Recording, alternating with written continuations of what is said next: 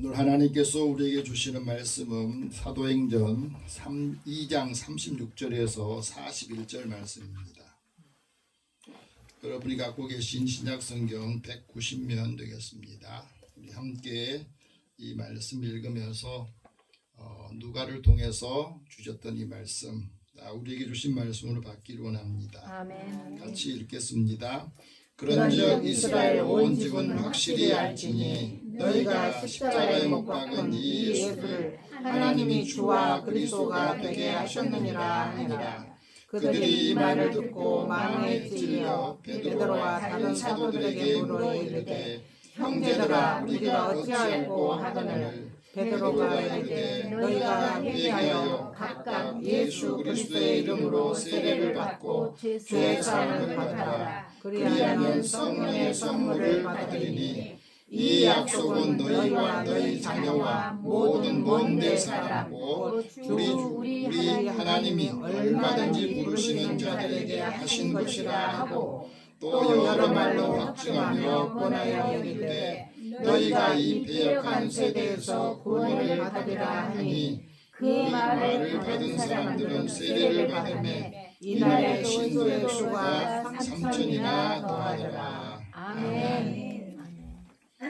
잠깐 기도하겠습니다. 하나님, 사랑하는 자녀들을 부르셔서 하나님께 예배드리며 이 말씀을 통해서 하나님의 음성을 듣기를 원합니다. 아멘. 이 말씀을 듣고 말씀이 살아 역사하듯이 우리의 삶도 생동감 있고 활력 있게 하여 주옵소서. 아멘. 예수님의 이름으로 기도드립니다. 아멘.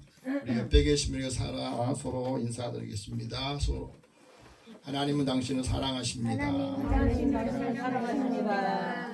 하나님 은혜가 함께하기를 원합니다. 하나님 은혜가 함께하기를 원합니다. 네. 여러분 다들 사랑해 보셨죠? 네. 네, 사랑할 때 사랑을 알고 사랑하는 겁니까? 아니면 그냥 감정이 또 마음이 가는 대로 사랑하는 겁니까?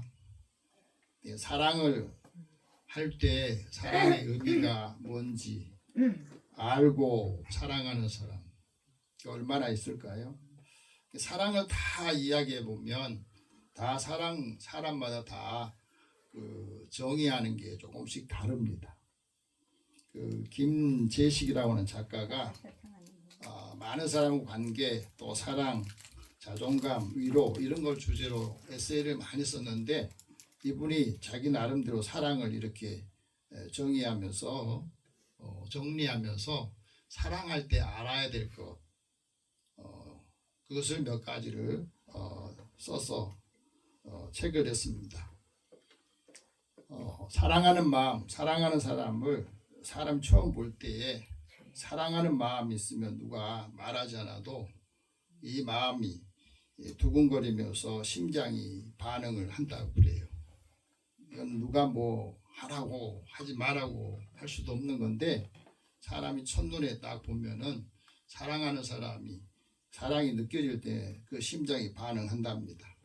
근데 그 반응을 할 때 그 사랑이 오늘이 처음이고 또 그 사랑을 마지막까지 해야 되는데 그 사랑을 처음에는 만나고 싶고 보고 싶고 하는 것이 더 많아지는데 시간이 지나면서 그런 것이 점점 줄어든다는 거예요.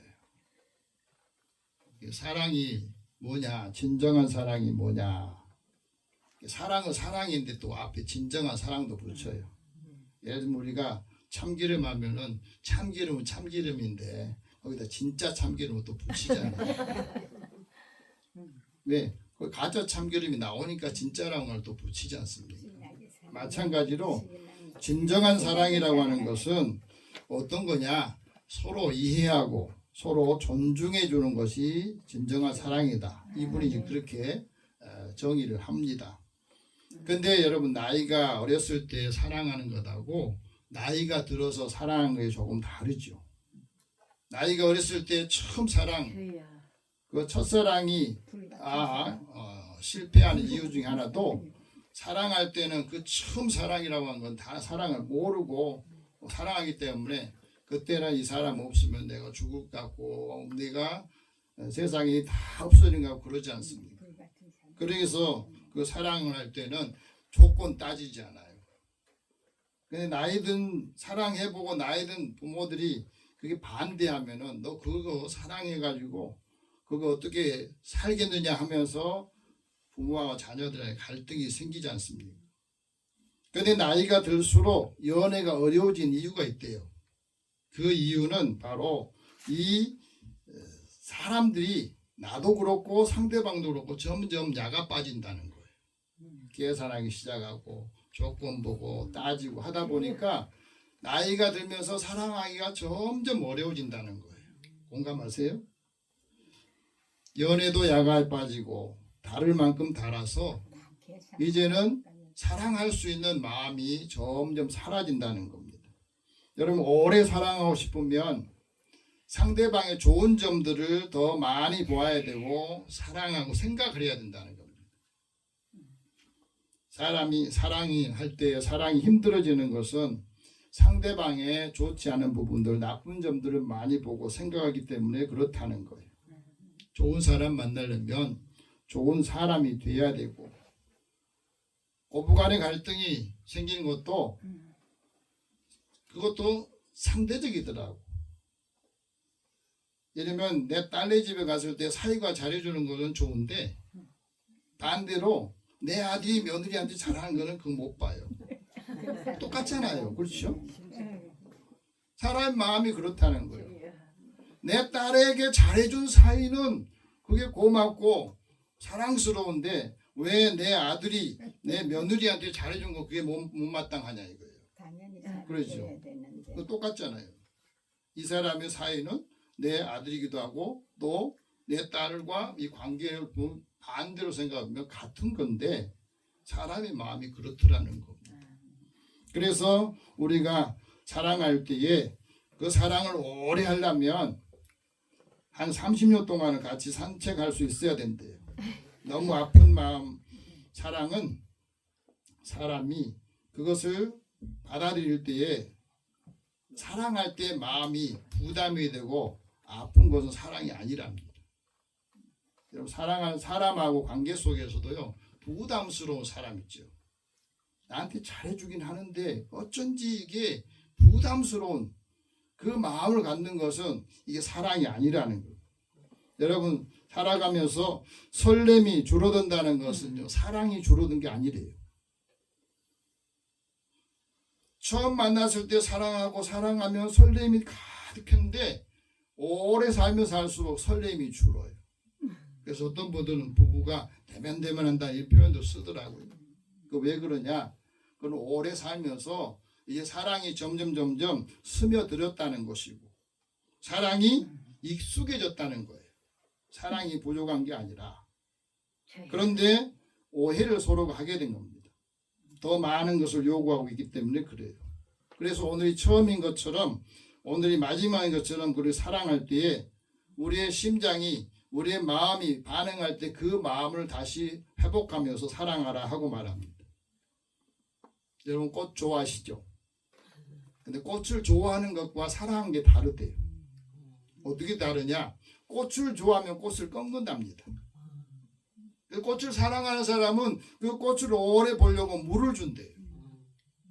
사람 사랑도 그렇지 않나 싶어요. 내가 좋아하는 사람은 내 소유로 갖고 싶어.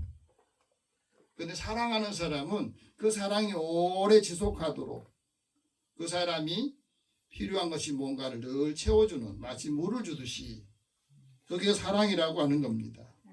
우리가 사랑하면서 내가 누군가를 만나고 싶을 때에 그 만나고 싶어지는 그 마음을 가질 때에 누구에게든지 사랑을 주면 또 다시 한번 사랑에 빠지는 순간이 온다 하고 말합니다. 여자하고 남자의 사랑도 다르답니다. 여자는 내가 너 보고 싶다 하는 말 한마디에 그 한 걸음에 달려올 때 그 사랑에 빠진다고 그래요. 남자는 그걸 말하면 사랑에 빠진 게 아니라 네가 최고야. 네 말이 맞아. 그리고 그 사람에 대해서 지지해 줄 때 거기에 사랑에 빠진다고 그럽니다. 이게 사랑의 신호 다르잖아요. 근데 서로 이 신호 다른 것을 이해를 못하니까 사랑하면서도 그 마음속에 갈등이 생긴다는 겁니다. 그래서 사랑은 타이밍이다 그럽니다. 사랑은 서로에게 기가 막힌 타이밍에 서로 인생에 자연스럽게 등장해주는 인연이다 이런 표현을 썼습니다. 사람이 생각한 대로 살지 않으면 사는 대로 생각한다는 말이 있어요. 사람들이 살아가면서 항상 내 뜻대로 내 마음대로 되는 일이 있나요? 없어요. 하지만 내 뜻대로 안 돼도 때로는 이것이 균형을 찾아간다는 겁니다. 지금 이 순간에 소중함에 집중할 때에 내 삶의 의미를 또 만족을 느끼게 된다는 것이에요. 그래서 우리가 사랑하면서 사람의 행복과 평안을 결정지는 것은 바로 지금 이 순간을 어떻게 바라보느냐 하는 것이 달려 있답니다.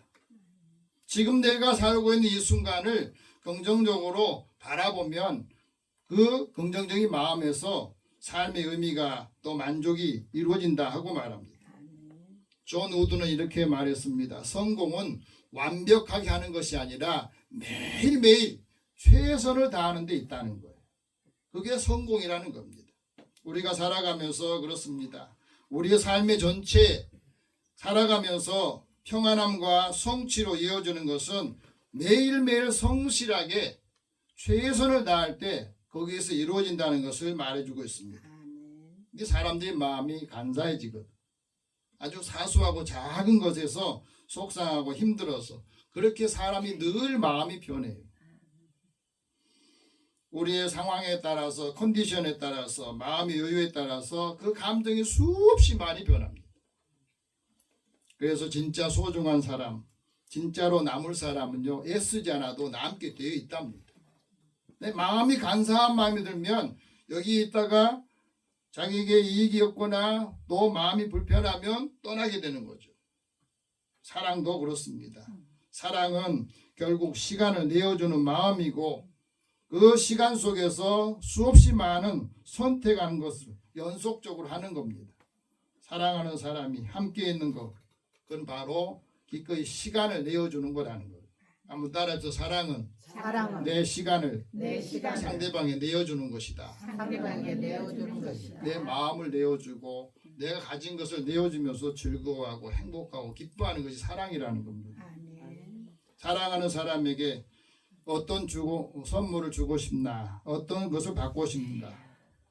우리가 예수님을 사랑한다, 하나님을 사랑한다 그러면 그 사랑하는 마음이 더 커질수록 예수님을 만나고 싶고 하나님 만나고 싶고 말씀을 더 듣고 싶고 사모하는 마음이 생기는 거죠. 시간을 내어주는 거예요. 아멘. 여러분 이 시간에도 하나님께 예배드리는 것도 내가 하나님 앞에 시간을 드리는 거잖아요. 아멘. 내 마음을 드리고 시간을 드리고 내가 가진 것을 즐거워하는 마음으로 감사하는 마음을 드리는 것이 예배거든요. 아멘. 오늘 누가를 통해서 하나님께서 우리에게 믿음의 사람들이 확실히 알아야 될 것에 대해서 말씀합니다. 그건 바로 하나님께서 십자가에 못 박은 예수를 주와 그리스도가 되게 하셨다는 거예요. 아멘. 우리의 삶의 자리에서 하나님과 관계 속에서 멀어졌던 이 죄의 모든 문화들을 회개해라. 그리고 예수 그리스도 이름으로 세례를 받고 성령을 선물로 받으라 하는 말씀을 합니다. 아멘. 그래서 하나님께서 우리를 선택하시고 난 다음에 믿음의 사람들이 확실히 알지 않으면 우리도 유대인처럼 예수 믿으면서 예수를 다시 십자가에 못 박는 그런 일들이 생긴다는 것을 말해줍니다. 아멘. 오늘 36절 같이 봅시다. 그런즉 이스라엘 온 집은 확실히 알지니 너희가 십자가에 못 박은 이 예수를 하나님이 주와 그리스도가 되게 하셨느니라 하니라. 아멘. 이 말씀이 굉장히 중요한 말씀입니다. 아멘. 이스라엘 백성들 하나님이 선택한 사람들이잖아요. 선민의식을 가진 사람이에요. 그래서 하나님은 우리를 사랑하시고 우리도 하나님을 사랑한다고 생각해요. 그런데 예수님 하나님이 보내신 이 예수를 십자가에 못 박아 죽게 했던 거예요.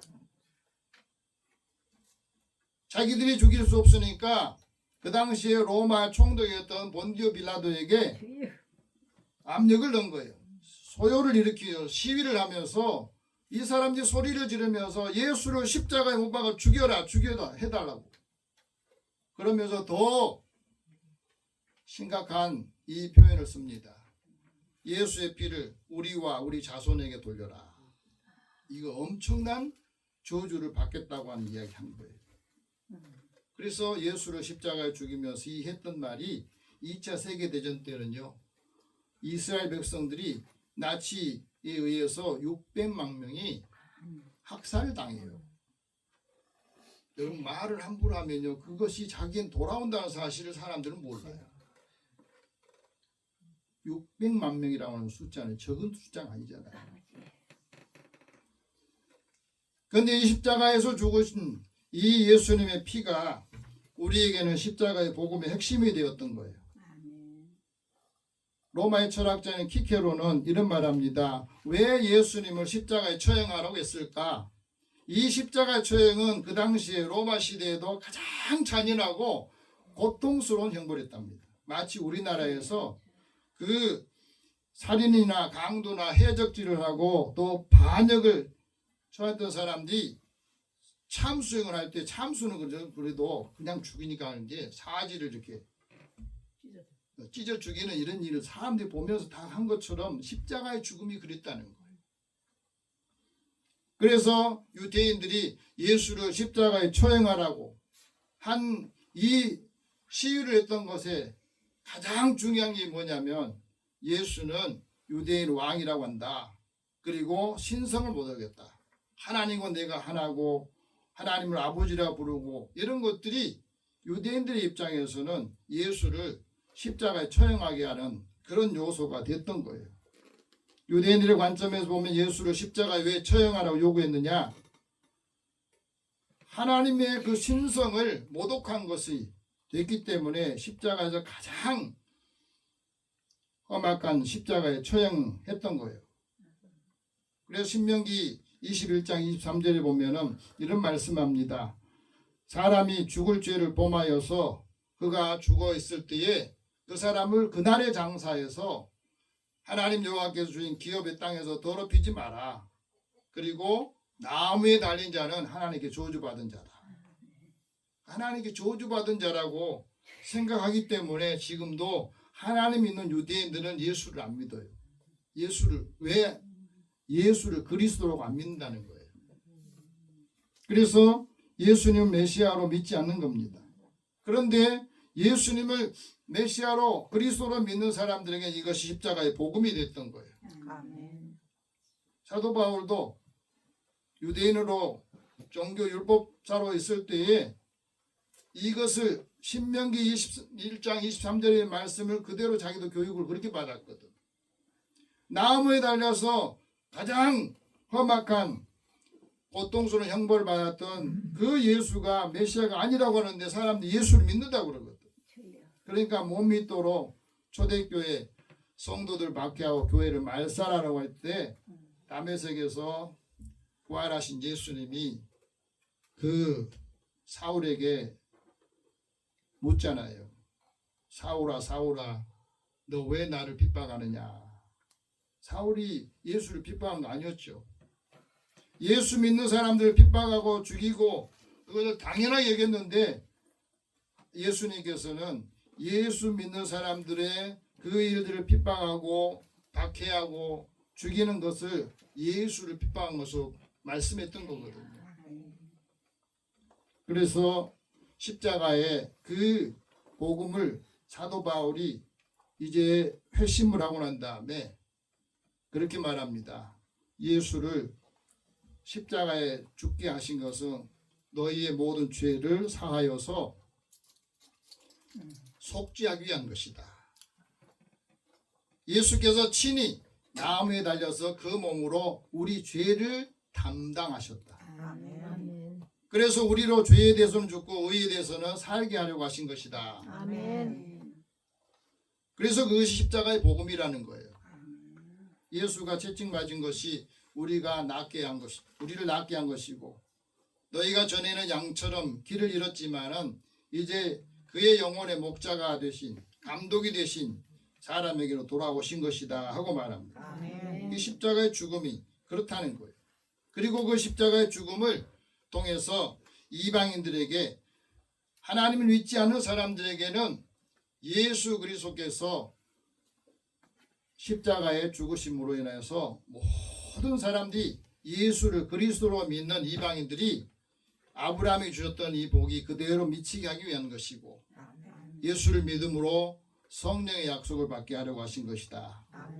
사도 베드로도 사도 바울도 이렇게 이 복음을 전했던 겁니다. 하나님께서 십자가에 죽으신 예수를 주와 그리스도가 되셨다 하는 말은 부활의 주가 되셨다는 것이고, 그 주님이 바로 하나님이시라는 것을 고백하는 거거든. 그 주님이 우리의 무사람의 마음을 아시고 생명의 길로 보여주시고 그를 찬송할 뿐으로 여겨주셨다는 겁니다. 그래서 우리가 예수 안에 영생이 있다는 것을 말씀하시는 겁니다. 그 주가, 주의 영이 우리 안에 있을 때는 자유함이 있다는 거예요. 아멘. 우리가 신앙생활하면서 자유함이 없는 분들이 많습니다. 여러분, 한번 신앙생활하다가 교회 한번 안 나오거나 또 하면은 마음에 죄책감을 가는 경우가 있죠. 거기 또 무슨 잘못한 일이 잘 안 되면은 그것 때문에 그런가 하고, 하나님과 관계 속에서 하나님이 그리스도를 통해서 은혜와 평강을 주시고 화평의 복음을 전해 주셨는데, 그래서 우리가 예수 그리스도의 이름으로 세례를 받게 하고 그 세례를 통해서 죄를 씻어주는 역할을 하게 된 겁니다. 그 십자가의 예수를 전해줄 때 사람들이 그 말씀을 듣고 어떻게 했느냐, 마음이 찔림이 왔다 그랬습니다. 오늘 37절을 같이 봅시다. 그들이 이 말을 듣고 마음에 찔려 베드로와 다른 사도들에게 물어 이르되, 형제들아 우리가 어찌할꼬 하거늘. 하나님 말씀을 들을 때 두 가지 반응이 오거든. 하나는 감동이 올 때가 있고 하나는 찔림이 올 때가 있어요. 감동이 올 때는 그 감동대로 하면 되는데, 문제는 찔림이 올 때가 문제가 생기는 거예요. 찔림이 올 때 여러분 어떻게 응답하십니까? 내가 어떻게 해야 됩니까? 마음에 찔림이 올 때. 말씀을 듣다가 마음에 찔림이 오면 어떻게 해야지? 거기에 머무는 사람이 있고, 그 다음에 가르쳐주면은 그대로 따라가는 사람이 있어요. 우리가 어찌해야 됩니까? 하고 물었을 때 사도 베드로가 세 가지를 말하거든. 첫째는 회개하라 말합니다. 38절 같이 봅시다. 베드로가 이르되 너희가 회개하여 각각 예수 그리스도의 이름으로 세례를 받고 죄의 사함을 받으라. 그리하면 성령의 선물을 받으리라. 아멘. 이 말씀이 얼마나 중요한지 모릅니다. 마음에 찔림이 왔어. 불편함이 생겼습니다. 그럴 때에 하나님이 나한테 목사님을 통해서 사도들을 통해서 이렇게 말씀하시구나. 그러면서 회개를 하고 그거 바꾸면 되는데 그렇지 않고 메신저를 공격하는 때가 있어요. 어떤 분은 그런 이야기를 합니다. 아니 목사님이 왜 나한테 저 소리를 하는가. 또 심한 말로는 그런 말도 해요. 어떤 사람이 목사님한테 나를 고자질해가지고 목사님이 설교 시간에 내 말을 한다고. 제가 어떻게 알겠습니까? 하나님이 우리에게 주셨던 이 말씀을 통해서 그것을 바꾸라고 하는 거거든요. 여러분, 회개는 후회가 아닙니다. 한번 따라서 회개는 후회가 아니다. 후회가 아니다. 뉘우침도 아니다. 뉘우침도 아니다. 회개는 뭐냐? 회개는 마음을 변화서 바꾼 거예요. 쉽게 이야기하면 우리가 전철을 타고 가는데 전철을 잘못 탔어요. 가다가 이게 내가 잘못 가고 있구나, 반대로 가고 있구나 알게 돼요. 그럼 어떻게 해요? 내려서 갈아타야 되잖아요. 마찬가지입니다. 이것이 옳다고 믿고 내가 갔는데 말을 했는데 행동을 했는데 이게 잘못됐다는 것을 깨닫게 해주고 찔리고 가르쳐주는 겁니다. 그러면 거기서 이 마음을 갈아타야 돼요. 그게 회개예요. 아멘. 우리가 신앙생활하면서 죽은 행실이라는 게 있잖아요. 그것을 회개해야 하나님에 대한 신앙과 하나님의 우리에게 주신 선한 말씀, 내세의 능력을 맛보게 되는 거예요. 아멘. 어떤 분들 신앙생활하면서 왜 나한테는 내 믿음이 안 자라? 나는 왜 그런 감동이 없어? 그건 뭐냐면 마음이 냉랭한 상태로 그대로 있기 때문에 그런 거예요. 마음을 열지를 않은데 옆에서 자꾸 한다고 해서 됩니까? 우리가 하나님의 은혜를 받을 때에 왜 말씀의 초보 신앙생활 하는데 그 초보를 못 버리냐면은 자기가 가지고 있는 그 견고한 그 신념 때문에 못 버린 경우도 많아요. 회개해야 마음의 기쁨이 있고 회개해야 하나님 주신 은혜의 그 삶으로 누리는 것을 되게 됩니다. 아멘. 하나님께서 우리에게 내가 잘못을 했는데 가만히 놔두고 아무 일도 없다 생각하는 사람도 있거든요. 또 왜 그러냐? 그 사람을 모르고 한 게 아니라 회개할 기회를 주는 데 놓치는 거예요. 그것이 점점 쌓이잖아요. 나중에는 그게 한꺼번에 심판을 받습니다. 죄의 사함을 우리에게 주신 것도 그렇습니다. 죄에서 자유를 주시려고 하는 거예요. 두 번째는 예수 그리스도의 이름으로 세례를 받으라 하고 말합니다. 세례는 두 가지가 있습니다. 하나는 물 세례를 받고 성령 세례를 받는데 어떤 경우는 물 세례를 받으면 성령이 임해서 성령 세례를 같이 받는 경우가 있고 어떤 사람은 그냥 물 세례만 받는 거예요. 세례라고 하는 것은 죄를 씻음 받은 표지예요. 아멘. 내 허물과 죄를 이제 다 씻겨줬다고 하는 표시거든. 그래서 누구든지 그리스도를 합하여서 세례를 받는 자는 그리스도로 옷을 입었다 하고 말합니다. 아멘. 내가 내 옷을 입는 게 아니라 예수의 옷을 입었다는 거예요. 아멘. 그러면 옷만 입은 게 아니라 그 안에 예수의 정신과 사랑 그것으로 옷을 입고 사는 거예요. 그러니까 우리를 보면 예수가 보이는 거예요. 예수님의 사랑이 느껴지는 거예요. 그게 그리스도를 옷 입는 겁니다. 이 말씀을 전했을 때에 세례를 받은 사람, 그래서 신도가 늘어나야 되는데 사람들이 자기의 필요에 따라서 늘어난 것은 어려운 일이 있을 때 고통당하고 힘든 일이 있을 때는 싹 빠지는 거예요. 우리가 살아가면서 그렇습니다. 오늘 또 하나님께서 우리에게 주시는 이 말씀 속에 예수로 하나가 될 때 세례를 받을 때는 내가 죽고 내 자아가 죽고 예수의 이름을 우리가 덧입을 때에 그리스도의 옷을 입어야 된다는 겁니다. 세 번째는 죄사함을 받으라 말씀합니다. 죄사함의 확신, 이것도 우리가 다시 점검해야 돼요. 하나님의 법을 위반했을 때 용서를 받는 걸 죄사함이라 그러거든요. 그래서 이 죄사함의 확신이 없으면 항상 죄에 매여 있는 거예요. 제가 신학교에서 학생들을 가르칠 때 그 학생 중에 하나가 꼭 얘는 30분에서 1시간 늦어요. 그래서 물어봤어요. 너 자꾸 왜 수업 시간에 늦냐 했더니 회개하느라고 늦었다는 거예요. 뭘 그렇게 회개할 게 많냐 그러니까는 어제 했던 것도 회개하고 똑같은 걸 계속 반복했다는 거예요. 뭐가 문제예요? 하나님은 우리에게 우리가 죄를 회개하고 그 사함을 주실 때는 그 다음에 그 죄에 대해서 다시 묻질 않아요. 근데 우리도 그런 습성이 있어요. 너 용서해줬다 하면서 기분 나쁘면 다시 들춰내잖아요. 우리 자녀들이나 또 다른 사람이 내가 잘못해서 그 사람이 용서를 구할 때 용서해줬다 그러는데 기분 나쁘거나 속상하면 다시 내 옛날에 그랬잖아 그러면서 다시 다 들춰내잖아요. 하나님은 그 죄를 사해줬다는 말은 그걸 지웠다는 거예요.